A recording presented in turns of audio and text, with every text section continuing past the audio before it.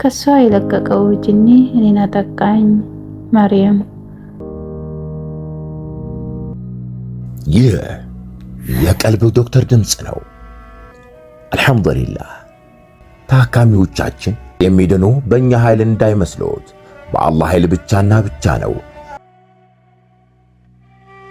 ከቀልብ ዶክተር ዓላማ ውስጥ የአላህን ተአምር ማንገስ ዋነኛው ነው። በየጊዜው በቀልብ ዶክተር ታክመው መዳናቸውን ማመን እስከሚያቀታቸው ሲቃይ የተናነቃቸው ሲገልጹ የአላህ ተአምር ምን ያህል የገዘፈና ግልጽ እንደሆነ ያሳየናል። ከህመም ወደ ጤነኝነት፣ ከጭንቀት ወደ ደስታ፣ ከጨለማ ወደ ብርሃን፣ ካላሰቡበት ወደ ስኬት የደረሱት በአላህ ተአምር ቢሆን እንጂ። ልብ ለአላህ እጅ የሰጠና የተናነሰ ሲሆን ግልጽ ይሆናል። አላህም እንዲህ ይለናል፣ አላህን ትገነዘቡና በእርሱም ታምኑ ዘንድ በችሎታው ላይ ያስረጅ የሆኑ ግልጽ ተአምራቶችን ያሳያቸዋል። አልበቀራ።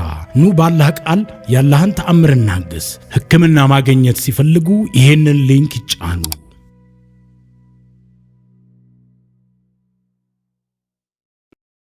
አሰላሙ አለይኩም ወራህመቱላሂ ወበረካቱሁ። ውድና የተከበሯችሁ የቀልብ ዶክተር ቤተሰቦቻችን እንደምን ከረማችሁ? በያላችሁበት የአላህ እዝነት ረህመት ጥበቃው አይላችሁ ያልኩኝ የዘወትር ቅዳሜና እሁድ ወደ እናንተ ይዘንላችሁ የምንቀርበው በቀልብ ዶክተር ኡስታዞች ሰበብ ታክመው የዳኑ የእህት የወንድሞቻችንን እውነተኛ አሳዛኝ ልብ አንጠልጣይ ታሪካቸውን ነውና ለዛሬም እጅግ የሚያሳዝን ከሷ የለቀቀው ጅኒ እኔን አጠቃኝ። መርየም ክፍል 5። እኔ ግን 5 ዓመት ሙሉ የቆለፍኩት ዝምታ ዛሬ ፈነዳ። እርምጃዬ እየያዘኝም ቢሆን ወደ እርሱ ተጠጋው። እያንዳንዱ እርምጃዬ በመሬቱ ላይ ሲያርፍ በሰውነቱ ዙሪያ ያለው ያስር ሲወጣጠርና ሲበጣጠስ ይሰማኛል። አእምሮህን የሳትከው አንተነ አልኩት፣ ድምፄ በመላው ግቢው እያስተጋባ። ፈውስ ፍለጋ በመጣሁበት አቅመቢስነቴን አይተህ ያለ ኒካህ ክብሬን የወሰድክ አንተ አይደለህም? ቤተሰቦቼን አታለ መድኃኒቷ እኔ ነኝ ብለህ በእኔ ላይ ግፍ የፈጸምክ አንተ አይደለህም? ዛሬ ግን የኃይልህ ተሰብሯል። ሰዎቹ እርስ በርሳቸው መታየት ጀመሩ። ሽኩክታው በረከተ። ሼሁ ፊቱ ተለዋወጠ። ላቡ በግንባሩ ላይ ይወርድ ጀመር። ውሸት ነው፣ ማስረጃሽ የት አለ ብሎ ሲጮህ እኔ ወደ ፋጢማ ዞርኩ። ወንድሜም አየኝ። ሰው ሁሉ ይዣቸው የመጡት ሰዎች ሁሉ ተረባረቡበት። እነሱ እያጣፉት እሱ ኡኡ ድረሱልኝ ማለት ጀመረ። ድምፄን ከፍ አድርጌ ይህ ሰው ሰዎችን እፈውሳለሁ እያለ ሁሌ ጥንቆላ ይሰራል። በአላህ ቃል ማንንም አክሞ አያውቅም እኮ። በድግምትና በክፉ መናፍስት አደል ህዝቡን እያፈዘዘ ያለው ብዬ ተናገርኩ። እሱም ደበደቡኝ እያለ ይጮሃል። እኔም ደፈረኝ እያልኩ መጮህ ማን ከለከለኝ? ብቻ አልሐምዱሊላህ እንደማናቸውም ሰው ተጠራርቶ ፖሊሶችም መተው አስጣሉት እንጂ አመድ አድርገው ጨርቅ ያደርጉት ነበር። እኔ ያን ቀን ወንድሜ ለፋጢማ እንደምንሄድ ሲነግራት እሷ ደግሞ በዚህ ሰውዬ በደል የደረሰባቸውን ሰዎች በሙሉ ሰብስባ ነበር የደረሰችው። እያንዳንዱ እህቶቻቸው ተደፍረዋል። እያንዳንዱ እናቶቻቸው ተነክተውባቸዋል። ሁሉም እንባለው፣ ሁሉም እሶት አለው። ማንም ሰው ሰሚ አጥተው በኔ ምክንያት የተነፈሱ ፈለጉ። እኔ ነኝ ተስፋቸው። እናም ፖሊስ መጥቶ አንተ ነህ ጥፋተኛ ብሎ የተደበደበውን ሰውዬ አፈፍ አድርጎ ሲወስድ ያኔ ነው ሰው ሁሉ እንደተበደለ የገባኝ። ከሳሽ ማን ነው ሲል ያ ሁሉ ጀማ እኔ ነኝ አለ። በዛ ቀን ብቻ 8 ክሶችን ለመርማሪዎች አስገብተን ሰውየው ታስሮ ጥለነው ሄድን። አልሐምዱሊላህ። እንደዛ ቀን ብሶቴን የተወጣሁበት ቀን አልነበረም። በእርግጥ ሰውየው ሽባ አላረገኝም፣ እኔ ነኝ ሽባ የሆንኩት። እሱ ግን ሰበቡን ተጠቅሞ ይበልጥ ጎዳኝ። በእንቅርት ላይ ጆሮ ደግፍ እንደሚባለው ነው የሆነው የኔ ነገር።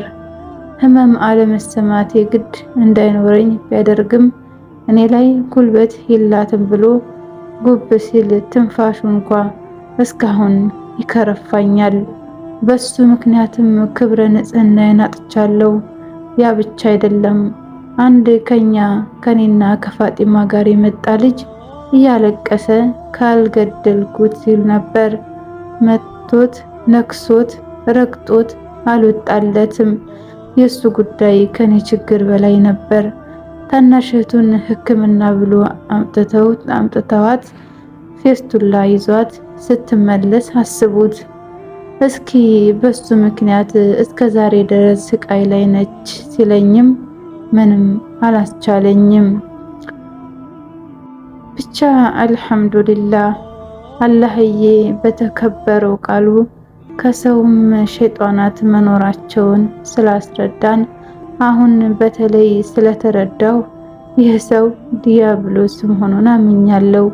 እናም የዚህ ሰይጣን ሰውዬ ወይም የሸሁ መያዝ እረፍት ይሰጠኛል ብዬ አስቤ ነበር። ነገር ግን የሆነው ተቃራኒ ነው። እውነቱን ካወጣሁ በኋላ ባሉት ቀናት ህመሙ ይበልጥ ተባባሰ። እንደዛ ሳምንቱ ሙሉ ጥሩ ለውጥ እያመጣ የነበረው እግሬ ከዛም አልፎ ደግሞ እንደማናቸውም ክራንች ተደግፌ የምሄድላችሁ ሴት ጭራሽ ከአልጋዬ መነሳት ቀርቶ ሰውነቴን ማላወስ የማልችልበት ደረጃ ላይ ደረስኩ። ያ ሽባነት አሁን መላ አካሌን እንደ ብረት ሰንሰለት አጣበቀው። እግሬ ነበር የታመመው፣ አሁን ደግሞ ጭራሽ ወገቤን ይዞ መላወስ አቃተኝ። ከዚህ በላይ ግን የባሰው ህመም አይደለም የማየው አስፈሪ ነገር እንጂ። አሁን በህልሜ ብቻ ሳይሆን በእውኔም ግድግዳዎቹ ሲሰነጠቁ ይታየኛል። የቤቴ ጣራ ላይ እንደ ሸረሪት የተጣበቁ ቆዳቸው እንደ ዝሆን የሻከረና አይኖቻቸው እንደ ቀይ ስር የሚቀሉ አውሬዎች በትኩረት ይመለከቱኛል። ቀና ብዬ ማየት እስክፈራ ድረስ ጥላ እንኳ ሮጦ ሲያልፍ አያለው። ድምጾችን እሰማለሁ። ውሸት መሆኑን ብረዳም ለኔ ብቻ የሚታዩ መሆናቸውን ብረዳም ውስጤ ግን እጅግ በጣም ይረበሻል። መተው የሚያፍኑኝ፣ ጀርባዬን ሲገርፉኝ የሚያድሩ ለሰው የማይታዩ ለኔ የሚታዩ ጅኖችም ነበሩ። በክፍሌ ማዕዘናት ላይ የሚቆሙት ጥላዎች ረዣዥም ጥፍር አላቸው። እኔ ቁርአን መቅራት ስጀምር እነርሱ ደግሞ በጆሮዬ ውስጥ የማይረባ ጩኸት ይጮሃሉ። ሕፃን ሳለን አልሰማሽም ወይም አልሰማህም አይነት ብሽሽቅ ስንጫወት ጆሮአችንን እየያዝን እንደምንጮኸው ነው እነሱም እኔ ቁርአን ስቀራ የሚጮሁት። የታችን ታሪክ ክፍል 5 ይህን ይመስል ነበር። ላይክ፣ ሸር፣ ሰብስክራይብ እያደረጋችሁ ለሌሎች ሰዎች እንዲዳረስ ሰበብ ሁኑ። በዚህ ህመም የተጠቁ ብዙዎች አሉና ለነሱ መዳን ምክንያት እንሆናቸው በአላህ ፍቃድ ለማለት ፈልጋለሁ። አሰላሙ አለይኩም ወራህመቱላሂ ወበረካቱሁ። እንኳን ወደ ትክክለኛው የአፍያ መንደር በሰላም መጡ። የቀልብ ዶክተር በሲህር በጅን በአይንናስ እንዲሁም የስነ ልቦና ጫና የደረሰባቸው የሰው ዘር ፍጥረታት በሙሉ ታክሞ የሚድኑበት ነው። ሕክምናው በቁርአን፣ ሕክምናው በአስካሮች፣ ሕክምናው በዱዓዎች በሰደቃ የሚካሄድ ሲሆን ነቢያዊ ሱናን በተመረኮዙ እጅግ ጥበብና እውቀትን ባካበቱ የሩቃ ዶክተሮች ይታከማሉ። እወቁ፣ ሕክምናው ሸሪዓዊ ብቻ ነው። አያምልጦት፣ እድሉን ይጠቀሙ። ባሉበት ሆነው ራስዎን ያክሙ። ሕክምና ማግኘት ሲፈልጉ ተከታዩን ሊንክ ይጫኑ።